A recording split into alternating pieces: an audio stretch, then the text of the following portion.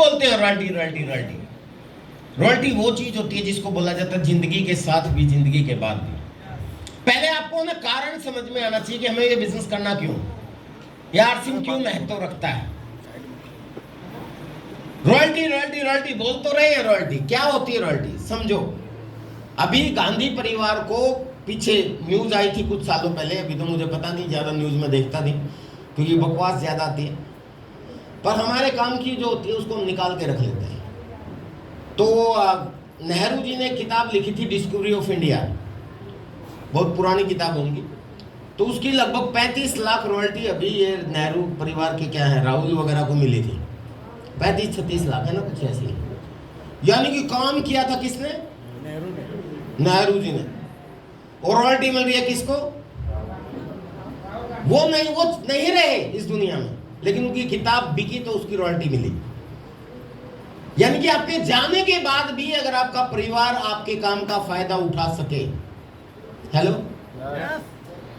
तो वो होती है रॉयल्टी।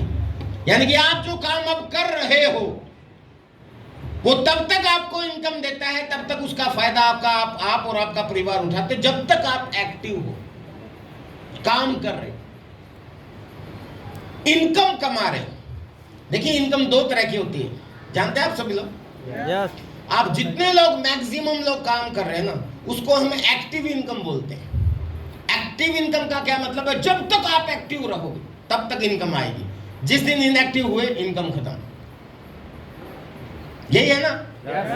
आप नौकरी पे जाते हो, जब तक नौकरी पे जाते रहोगे इनकम आएगी, नौकरी बंद इनकम बंद। सिकंदर जी, किताब दुकान से कितनी इनकम आती है? आती है। अब कहाँ आती है सर? क्यों? क्योंकि किताब दुकान बंद और इनकम किताब दुकान की बंद। Yes sir no? हाँ जी, आपको वो क्या बोला था आपने, ब्यूटी पार्लर से कितनी इनकम आती है? नहीं आती, क्योंकि बंद तो बंद। तो ये सारी इनकम एक्टिव इनकम है, और आप जो ले रहे हो वो भी एक्टिव इनकम है। खेत में आप जा रहे हो, जब तक काम करोगे फसल आएगी, इनकम आएगी। बंद कर दोगे तो दूब जम जाएगी। दूब ही बोलते हैं ना सर, है ना, अपने आप घास उसी को बोलते हैं ना, वो भी खत्म हो जाएगा, खेत भी खराब हो जाएगा। ऐसे ही आपकी दुकान, इसको एक्टिव इनकम बोलते हैं। लेकिन रॉयल्टी जैसी इनकम में पैसिव इनकम मिलती है। पैसिव इनकम का मतलब होता है कि जब आप काम करना बंद भी कर दें, ऐसा काम कर जाओ ताकि आपके काम करने का फायदा आपको बाद में भी मिलता रहे, जब आप काम करने लायक ना रहे। और हम हमेशा काम करने लायक नहीं रहेंगे भाई, बताइए रहेंगे क्या? मैं भी हमेशा काम करने लायक नहीं रहूंगा।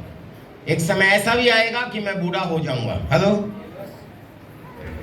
एक समय ऐसा आएगा मैं इस दुनिया से भी चला जाऊंगा।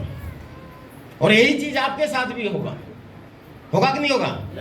या कोई है ऐसा जो परमानेंट टिकट कटवा के लाया ऊपर वाले से?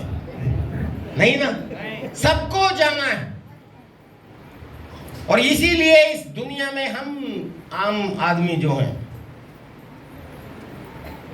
हम जितने भी आम व्यक्ति हैं, इसलिए हम भी सरवाइव करते हैं। हमारे पापा जी ने भी सरवाइव किया, हमारे दादाजी ने भी किया, हमारे परदादा जी ने भी किया। और आने वाले समय में अगर आप बदले नहीं तो आपके बच्चे भी ऐसे ही संघर्ष करते रहेंगे। समझ में आ रहा है?